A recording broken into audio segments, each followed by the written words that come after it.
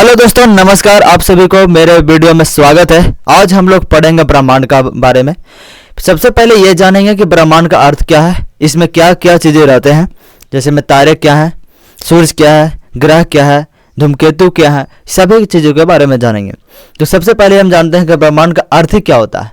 तो ब्रह्मांड शब्द संस्कृत से लिया गया है हिंदी भाषा में, जिसका मतलब होता है अनंत, जो विशाल होगा, और आंड मतलब होता है अंडाकार होगा, बीज के आकार का है। मतलब जो हम लोगों का ब्रह्मांड जो है वो गोलाकार है, अंडाकार है। इसी के अंदर बहुत सारे ब्रह्मांड, बहुत सारे मिल्की वे हैं, आकाशगंगा जिसको बोलते हैं। उसमें से एक आकाशगंगा जिसके मिल्की वे नाम है हम लोगों का, उसमें हम लोग रहते हैं। और इसी के अंदर सूरज है, चांद है, 8 ग्रह हैं जिससे हम लोग पूरा यहीं पे रहते हैं। और एक ही ऐसा ग्रह है जहाँ पे जीवन संभव है, वो पृथ्वी है। तो ये सभी आगे हम लोग जानेंगे। पहले ये जान लेते हैं कि ब्रह्मांड का अर्थ क्या है, उसके बाद ब्रह्मांड का अर्थ निश्चित रूप से समझाना कैसे है। जैसे में अनंत अंतरिक्ष, जिसमें सभी ग्रह हैं, तारे हैं, नक्षत्र हैं, आकाशगंगाएं हैं और समस्त पदार्थ और ऊर्जा समाहित है। अब हम लोग जानेंगे कि ब्रह्मांड की उत्पत्ति कब हुआ था। तो वैज्ञानिकों के मान्यता के अनुसार, बिग बैंग सिद्धांत के अनुसार, महाविस्फोट सिद्धांत, बिग बैंग थ्योरी जो 13.8 अरब वर्ष पहले हुआ था। एक एनर्जी के गोला था छोटा सा, और वो सिकुड़ते सिकुड़ते ऐसा सिकुड़ गया कि एक ब्लास्ट किया। अब ब्लास्ट करने के बाद वो जो एनर्जी निकला, उसमें से इलेक्ट्रॉन, प्रोटॉन और न्यूट्रॉन निकले, और इलेक्ट्रॉन प्रोटॉन मिलकर के एक अणु बनाए, पदार्थ बनाए।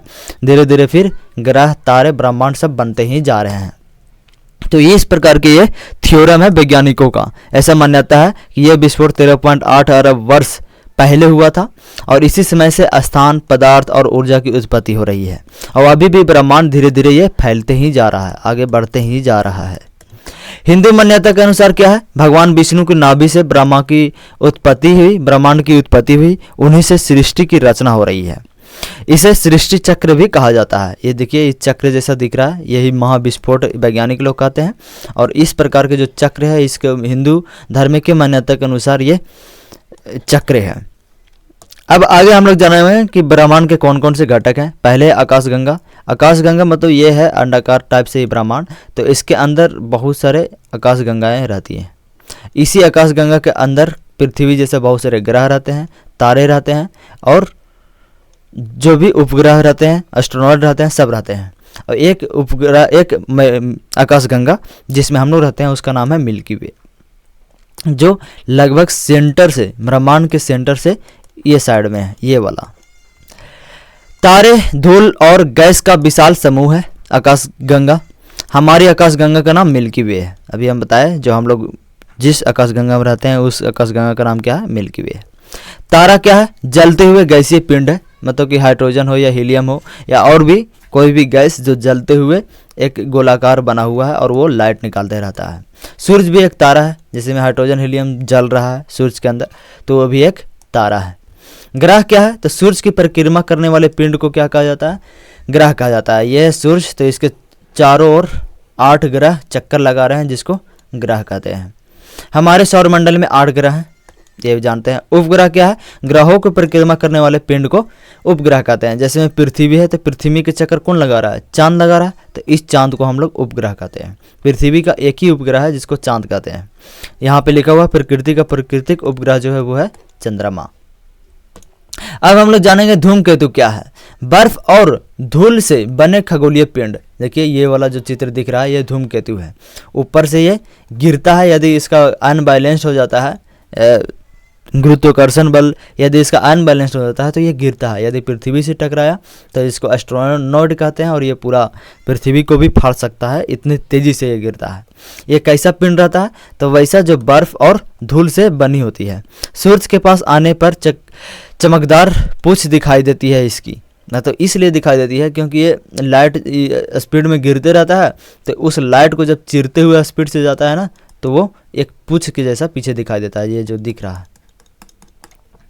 उल्का क्या है, अंतरिक्ष से पृथ्वी पर गिरने वाले छोटे पिंड को क्या कहा जाता है, उल्का। यही है, धूमकेतु का ही एक प्रकार है उल्का। जो पृथ्वी पर गिर गया धूमकेतु, उसको उल्का कह दिया गया है। जलने पर टूटता हुआ तारा प्रतीत होता है। जब ये जलता है तो क्या होता है, टूटता हुआ तारा प्रतीत होता है।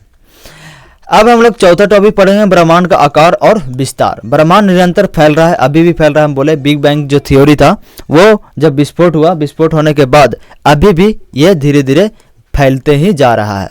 वैज्ञानिक मानते हैं कि यह असीम है, ये फैलते ही रहेगा, जब तक रहेगा तब तक ये फैलते ही रहेगा। इसमें अरबों आकाश गंगाएं हैं और खरबों मौजूद हैं।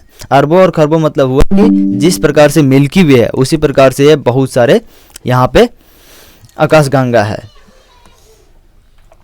अब हम लोग जान लेते हैं पांचवा टॉपिक, सौरमंडल और पृथ्वी। सौरमंडल ब्रह्मांड का एक छोटा सा हिस्सा है। ब्रह्मांड है तो उसमें से एक मिल्की वे है। मिल्की वे के भी अंदर एक सूरज है जिसको बोलते हैं सौरमंडल। इसमें 8 ग्रह हैं, उपग्रह हैं, क्षुद्र ग्रह है, धूमकेतु आदि आते हैं। पृथ्वी की एकमात्र ग्रह है जहाँ पे जीवन जीने योग्य है, जिस पे जीवन जिया जा सकता है। एक मात्र ग्रह सिर्फ किसी पृथ्वी ही है।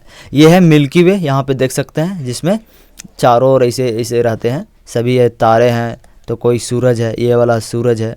यहाँ पे 8 ग्रह है जो चक्कर लगा रहे हैं।